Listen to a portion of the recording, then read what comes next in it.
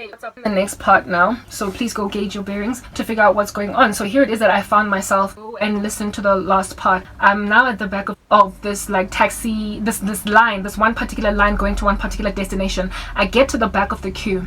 All right, in the previous part I was talking about how the devil or some kind of an archetype of the devil in my dream led me to the back of this queue to basically wait to go to where this particular taxi was going. I'm at the back. All right, when I get to the back, I find this white girl that was on the same layer or trajectory as me, and prior to me leaving the organization or being booted out, she was engaged to be married. All right, we were more or less the same lives, same futures we were looking forward to, but there was a marked difference in the way that my life ended up and the way that her life ended up.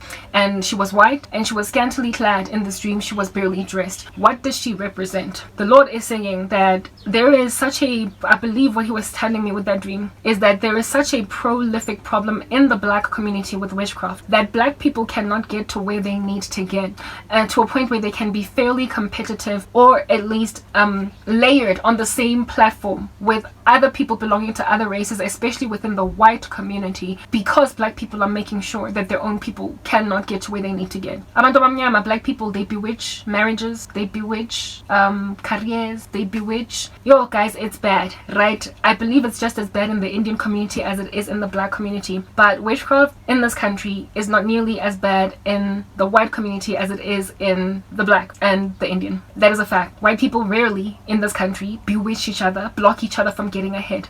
Now, black folk are constantly trying to use historical issues, systematic oppression and all that jazz to account for why white people are successful than us. In corporate, when we are all growing, we start out in the same places and then next thing they are skyrocketing. They always want to say there are inequalities. Well, this is Africa, and this is the one place where black people don't really get away very much with pulling the race card, and they have to face the fact that they are responsible for doing much of what is that they've done to themselves. I was a black girl that grew up in the latter part of apartheid, just like that white chick. She also grew up in the latter part of apartheid, was privileged, and I wasn't. And then we were equalized. We grew up, went to the same schools and everything, ended up in corporate South Africa, applied for the same, around the same age. We were doing the same job because we were similarly gifted, and we grew literally just like this with each other. I was at MTN for 5 years, and I met her at the beginning of my tenure there. She was also she was already working there when I started, and we were literally neck on neck, and we were neck on neck by the end of my everything. When people put a chocolate block on my life, we were still neck on neck, except she had advanced past me in one area, and that area was romance. There is a man in her life that decided that he's going to make an honest woman out of her. He proposed marriage, and she was about to get married. So already by the time that I lost everything materially, she was already advancing beyond me, at least in the area of romance, because her community of people don't go out of their way to block each other's prospects, So I was already suffocating. And when I started doing this video, I spoke about how it is that I wish I could do some kind of a longitudinal study over the lifetime of my children, since I've seen it with myself, where I measure nurture over nature, because naturally I'm gifted just like that girl at my organization was gifted, and the two of us were able to grow at the same pace with all the factors dumped into this bucket all across the country, be it regulation, like black economic empowerment, me being black, me being her being white, all these things. We had the same factors, same environmental factors, same natural factors, and up to a certain place we also had the same environmental factors sort of kind of afflicting us, but then not afflicting us but facing us. But now the environmental factors in my life changed, where it is that my ecosystem, my environment, in other words my fellow blacks, decided that I'm not going to get married. They decided that I'm not going to progress in my career. They blocked me, and as a result this chick skyrocketed beyond me, and I got stagnated by my own people. So black people who keep on pulling the race card, the issue in this dream, the only thing that was relevant or important to highlight about race in my dream was the fact that this girl was a Caucasian and I'm black. We had, however, the exact same trajectory, and we were growing at the exact same pace. We were given the same opportunities. We were never thwarted because the one was white or the other was black. We grew the same way. We had career equality. me and this girl. But I was the one that was knocked out of the way, and she continued to go and live out in the sunset. Her scant outfit is showing me basically what black people in this country are doing is imploding. They're causing themselves to suffocate and die off. But the reaction by white people is, again, complacency. They're just standing back doing nothing. But in so standing back and doing nothing, in feeling like at least it's not me, like, you know, that mentality that ignorance is bliss, and so far as I'm from a distance and I haven't done anything racist, I'm safe. That complacency is what's killing white people in this country. Hence she was scantily clad, and hence she was also in the same bereft, barren environment, unable to go home as me. Here was this girl that I was separated from because my career there was lost a crater in the center of, and I was no longer to be found in her radius, and she continued to live her life out there. I bet today she's a doting mom and a doted over wife, but in the spirit we end up, according to God, in the exact same location, in the, like, literally we are all in the same rut. So the what is the word that I'm looking for? The sense of security, thank you, that white people in this country feel because they are not that defeatist against each other. They don't just keep knocking each other off the radar. They don't keep bewitching each other out of, like, corporate South Africa. Out. These are not the majority of the, anyway, like, largely. I know there are white people who are involved in witchcraft. I know this is true because my former church was full of them, okay?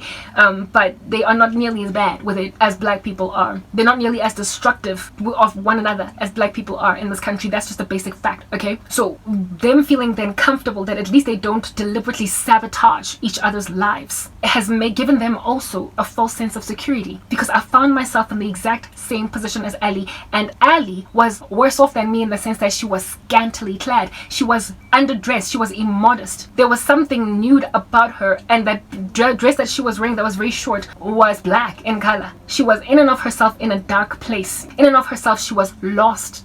But she was also naked in the sense that there was some shame on her that exceeds that of me, in that it is kind of shameful for you to not ignorantly but just complacently stand back and gaze upon travesty, because that's what white South Africa does. They watch black people knock each other out in cockpits, and they just stand back on some, I did not say a racist slur, I did not do anything that's gonna get me followed by the Black Lives Matter mob. I'm watching. That bystander bias that they've got is their shame. Yes, thank you. That's why she was in a miniskirt. Her bystander, like, phenomenon, whatever you want to call it, is the very thing that is the shame of white people in this country. They have stood back and watched black people destroy each other. They've done nothing. They have not reached out a hand to help those that are afflicted by their own. If I personally, I remember there was this one recruitment agent that refused to help me because my former boss, who was a white lady, gave me a bad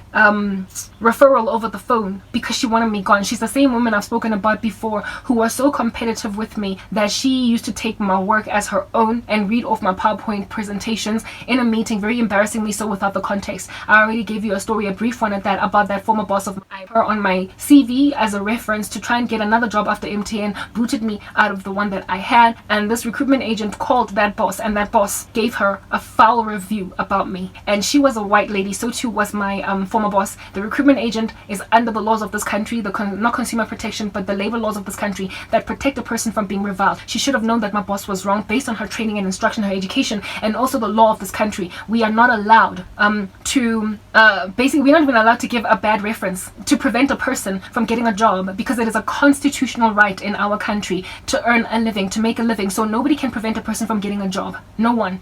You can't thwart a person in this country from getting a job for reasons that historically used to thwart a person from getting a job. Reasons like you are listed on the credit bureau, reasons like your former employer, decided, like, I don't know, your former employer thinks that you are a poor performer. Everybody needs to have an it was all in an attempt to eradicate the unemployment in this country. So people need to still be able to get opportunities to work, even if their former companies didn't like them or whatever, and it has been entrenched in legislation. So that lady working within the labor relations industry, according to the LRA, boss did was illegal. My boss was ignorant, so she can be sort of kind of forgiven for being ignorant that what she did was illegal. But the recruitment agent, that was her field of study, her expertise. She ought to have known better. Instead, I got a dream that same night of my boss speaking to not my boss, sorry, but the recruitment agent lady speaking to my former boss, and saying to each other, us white girls, we gotta stick together.